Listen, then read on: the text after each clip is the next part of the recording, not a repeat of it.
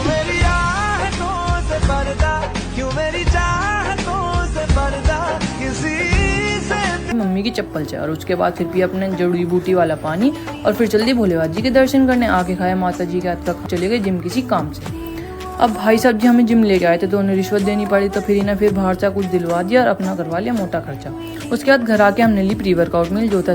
तबाही ठा गई है तू सारे शहर में नी पीने गन्ने का जूस, क्योंकि मेरा ब्लॉग गन्ने के जूस के बिना अधूरा है यार। जैसा कोई लालटेन लेकर भी ढूंढोगे मिल जाए तो उसे वहीं जलाया ना, क्योंकि मैं नहीं चाहती मेरे जैसा कोई और बने। फाइनली वर्कआउट हो चुका यार, क्या बोलूं। Thank you so much, thank you thank you. आप सबकी की खुशी आप लोगों को मेरे इन छोटे छोटे गालों पे दिख ही रही होगी, अगर नहीं दिख रही तो ये पीछे वाला जो भूनी चला सानू प्यार दिया चढ़ी मोटी चैन मोड़ा पैसा कोई दिखा दो हमारे जैसा।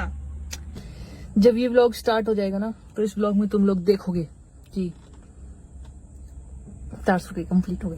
मेरा मन करेगा ना वैसे भगवान जी के पास जाने का, भगवान जी के पास मंदिर जाने का। गलत मत ले जाना, वैसी भैंस में बहुत नजर लगी हुई है। पंप अच्छे से करने मतलब हम जा रहे हैं जिम, क्योंकि जब बढ़िया सा पंप आ जाएगा तो उसके बाद अच्छी सी बॉडी दिखा के आप लोगों को डरा दूंगी और एक बढ़िया सी खुशखबरी भी दे दूंगी। तो खुशखबरी हम देंगे आप लोगों को मंदिर जाकर, तो स्टे ट्यून विद आकृति त्यागी। सबसे पहले हम चलते हैं जिम, जिम में जाके शरीर बनाते हैं, मजदूरी करते हैं, उसके बाद हम जाएंगे एक बढ़िया सा सरप्राइज देने। तो देखते हैं क्या, बट उससे पहले हम पियेंगे गन्ने का जूस, क्योंकि मेरा व्लॉग गन्ने के जूस के बिना अधूरा है यार। अगर गन्ने का जूस नहीं होगा तो फिर कैसे मजे आएंगे। बाकी गर्मी ज्यादा हो रही है तो प्लीज अपना ध्यान रख लिया करो आप सब। और व्लॉग खत्म होने से पहले मेरी वीडियो में अगर शायरी ना हो तो ऐसा कुछ हो नहीं सकता, तो उस शायरी के लिए आप लोगों को पूरा व्लॉग देखना पड़ेगा। बताओ शर्मा क्यों रहे हो, बताओ ना, चुप क्यों हो। अरे अरे मुझे देखकर कहीं तुम पागल तो नहीं हो जाते। देख लेना कभी तुम्हारी मम्मी तुम्हें फोन में देखते हुए मुस्कुराए और तुम पर शक करने लग जाए, तो उन्हें बता देना कि हम आकृति को देख रहे हैं। मम्मी से बातचीत करवाओ, मम्मी से भी चैनल सब्सक्राइब करवाओ, उन्हें भी कहो मेरा व्लॉग देखा करें, थोड़ा सा मुस्कुरा लेंगे मेरी शक्ल देखकर।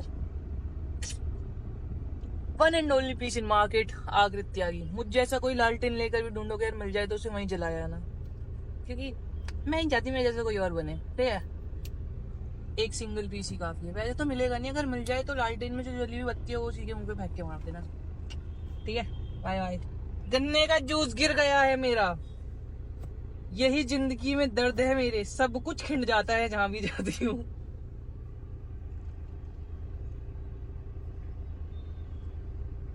में कितनी भी गलतियां कर लेना, सब कुछ कर लेना, बट अगर तुम्हारे सिर पर तुम्हारे माँ बाप का हाथ है ना, जिंदगी में एक चीज याद रखना कि किसी इंसान को, ऐसे इंसान को ढूंढना जो तुम्हारी गलती है ना तुम्हारी माँ की तरह माफ करे। मम्मी के साथ तुम्हारी लड़ाई हुई है कोई, तो वो लड़ाई ना वो शाम तक भूल जाते हैं ना, टॉपिक ही याद नहीं आता कि लड़ाई किस बात पे हुई है। बेशक से चप्पल कितनी पड़ी हो बट वो चीज वो भूल जाते। तो जिंदगी में एक ऐसा इंसान ढूंढो जिसके साथ तुम लड़ सको, प्यार कर सको, हर चीज शेयर कर सको, बट जो चीजें हुई हैं वो टाइम से पहले भूल जाए, वो चीजें दोबारा बीच में ना आए। तो माँ बाप के साथ बनाया हुआ रिश्ता कुछ ऐसा ही होता है। तो अपनी खुशी उन लोगों के साथ ढूंढो, दूसरों के साथ ढूंढने जाओगे तो जिंदगी में भसड़ ही पाओगे। बट हाँ, मेरे साथ खुशियां ढूंढोगे तो मैं बिल्कुल ऐसे ही हूँ, मैं बिल्कुल अपनी मम्मी पे गई हूँ। गाइस मेरी जिंदगी नींबू की तरह हो गई है, कोई भी आता है नहीं छोड़कर चली जाता है। समझ रहे हो? नहीं समझ रहे। भैंस की टांग हर जगह से गाली मुझे पड़ती है, मंदिर के घंटे की तरह मुझे बजा के चले जाते हैं। उन्हें पता ही नहीं है मार्केट में मेरी इतनी इज्जत है, घर में मेरी इज्जत का फालूदा बना रखा है। हाँ मान लिया गर्मी है, फालूदा पीना अच्छी बात होती है, मगर मेरा फालूदा बनाने की क्या जरूरत है? मेरा फालूदा क्यों बना रहे हो? उन्हें कौन समझाए कि अलग ही टोरा है अपन का। बट कोई बात नहीं, मैं गाली खा लेती हूँ, क्योंकि बीच बीच में मुझे रोटी देना बंद कर देते हैं वो लोग, तो फिर मैं गाली खा के पेट भर लेती हूँ। इसलिए शायद मैं कमजोर हो रही हूँ, क्योंकि वो मेरा फालूदा बना रहे हैं। चलो गाइस चलते हैं वर्कआउट करने।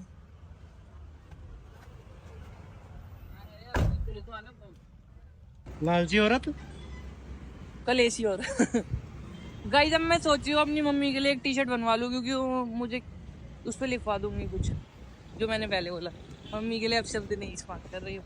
एक्चुअली मम्मी मुझसे कह रही थी कि तू जिंदगी में कुछ कर नहीं रही है, तो अब मैं उन्हें बताऊंगी कि मैं जिंदगी में क्या कर रही हूँ। मैं जिंदगी में लोहा उठा रही हूँ पैसे देकर।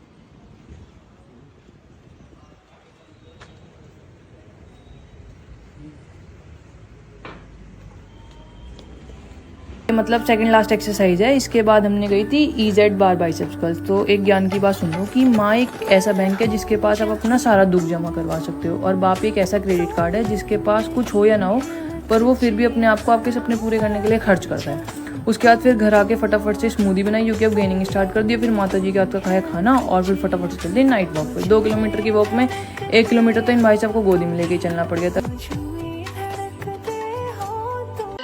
जय श्री कृष्ण भाइयों बहनों, आज 90 डेज आर्ट चैलेंज का 56वां दिन। रोज की तरह सुबह कर गए भोले बाबा जी के दर्शन करने, फिर आके खाया माता जी के हाथ का खाना। फिर हमसे हमारे एक मित्र मिलने आए थे, तो इन्हें वापस बस अड्डे पे छोड़ने गए। उसके बाद आकर अपनी प्री वर्कआउट मील तैयार करी। उसको लेने के बाद फिर हम आ गए जिम। वो हम करने के बाद आता शोल्डर का वर्कआउट। सबसे पहले हमने स्टार्ट किया डंबल प्रेस से। डंबल प्रेस कंप्लीट करने के बाद फिर भाई साहब के साथ हमने लगाए साइड रेजेस। और भाई साहब और बहनों, अगर मुझसे कोई गलती हो जाती है तो आप लोग भी बता दिया करो। ऐसे मैं कोई कलेक्टर तो नहीं कि सब चीज़ों की नॉलेज हो, हाँ, बट जितना हो सकता है मैं आप लोगों के साथ शेयर करती हूँ। इसको कंप्लीट करने के बाद फिर हमने करा फेस पुल। ये भी शोल्डर के लिए अच्छी एक्सरसाइज होती है, बट इसमें फॉर्म की थोड़ा ध्यान रखा करो। इसके बाद फिर रियल डेल्ट फ्लाई करी। इसमें भी वेट चेक हम चला लिया करो, बट फॉर्म अच्छी होनी चाहिए। इसको कंप्लीट करने के बाद फिर हमने करी अपराइट। और इन सारी एक्सरसाइज को आप अपने वर्कआउट में ऐड कर सकते हो। ये था हमारा ड्रॉप सेट। इसको कंप्लीट करने के बाद फिर हमारी लास्ट एक्सरसाइज श्रग मैंने आज ये रैक पे कर ली। इससे ना एक फ़ायदा हो जाता है कि मतलब रैक पुल वाली डेडलिफ्ट हो जाती है, तो बैक का पोस्चर अच्छा हो जाता है। इसको कंप्लीट करने के बाद फिर हमने करी थोड़ी देर बॉडी कंडीशन चेक। और चेक करने के बाद फिर हम आ गए घर आके हमने पढ़ा कि श्री कृष्ण कहते हैं कि हमेशा धैर्य और संयम रखें, जो आपका है वह आपको ही मिलेगा। फिर खाए माता जी का खाना, और फिर पिताजी ने ये बनाया तो ये खा के सो गए। राधे राधे।